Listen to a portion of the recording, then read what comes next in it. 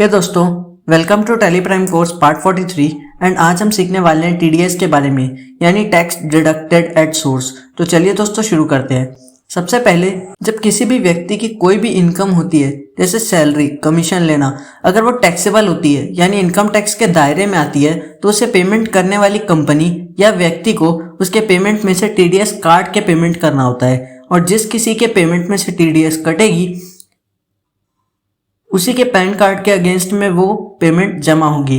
अब ये जो टीडीएस कट रहा होता है, इसका हर जगह अपना अपना एक परसेंटेज होता है, और ये जो टीडीएस आपके पेमेंट में से कटा है उसका जो भी अमाउंट बनता है वो टीडीएस गवर्नमेंट के पास जाएगा।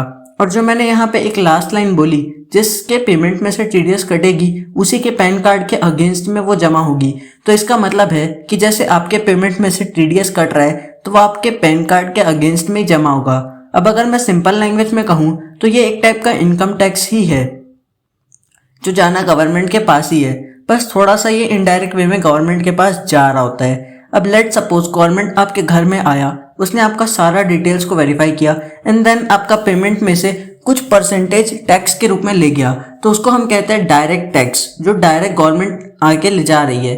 बट टीडीएस एक टाइप का इनडायरेक्ट टैक्स है, यानी गवर्नमेंट आपके घर ना आकर सीधा आपके पेमेंट करने वाले को रिस्पॉन्सिबिलिटी देती है एंड इसके बाद वो आपसे कुछ अमाउंट टीडीएस का काट लेता है। अब ये चीज़ तो हमें नाम से ही समझ आ रही है, टैक्स डिडक्टेड एट सोर्स।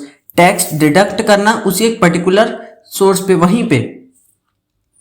अब जो भी कंपनी आपका टीडीएस डिडक्ट कर रही है उसे हम टीडीएस डिडक्टर के नाम से जानते हैं, और जिस भी पर्सन का टीडीएस और टैक्स डिडक्ट हो रहा है उसे हम कहते हैं डिडक्टी। अब एक सवाल यहाँ पे सबके मन में आता है, ये टीडीएस आया क्यों? पहले क्या होता था कि जो भी आपका फाइनेंशियल ईयर के टाइम अर्निंग होता था, आपका जो भी इनकम जनरेट हो रहा था, उसका टैक्स नेक्स्ट फाइनेंशियल ईयर में हमें देना होता था। असेसमेंट ईयर क्या होता है?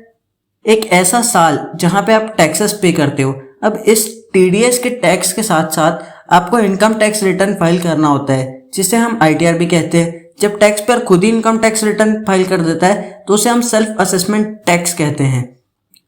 अच्छा, अब इसका कहीं ना कहीं एक ड्रॉबैक निकल के आता था, जैसे लेट सपोज मैं खुद का टैक्स पे कर रहा हूँ, तो यानी कि मैं सेल्फ असेसमेंट टैक्स पे कर रहा हूँ। अब भाई जाहिर सी बात है, मैं ठहरा एक आम आदमी, अब जब मैं टैक्स पटाऊंगा तो उस वक्त तो मैं यही सोचूंगा ना कि जो मैं टैक्स पटा रहा हूँ वो कम से कम जाएगा, तो इसके लिए मैं साइड में अपनी इनकम कम शो कर दूंगा, जिसकी वजह से गवर्नमेंट को लगा अरे यार ये तो सही नहीं है, ऐसे तो हर कोई अपना इनकम गलत बता देगा और कम टैक्स पे करके चले जाएगा, और टैक्स तो हमको बराबर मिलना चाहिए। तो इसलिए उन्होंने टीडीएस को लॉन्च किया, जिसकी वजह से उनको रेगुलर बेसिस में हर पेमेंट के टाइम में कुछ ना कुछ टैक्स मिलने लगा था। तो बस यही कारण था कि टीडीएस को लॉन्च किया गया। तो बस दोस्तों यार, इस कोर्स के आज के पार्ट में बस इतना ही। आज हमने टीडीएस को स्टार्ट किया है एंड बहुत जल्द हम इस पूरे टॉपिक को कवर करने वाले हैं। आज के वीडियो में मैंने आपको सिर्फ एक छोटा सा इंट्रोडक्शन एंड बेसिक दिया है। आगे की वीडियोस में हम और इसकी entries, practical as well as theory अच्छे से समझेंगे, ठीक? So make sure to subscribe the channel, like the video and share it with your friends. Keep watching. Thank you so much and good bye.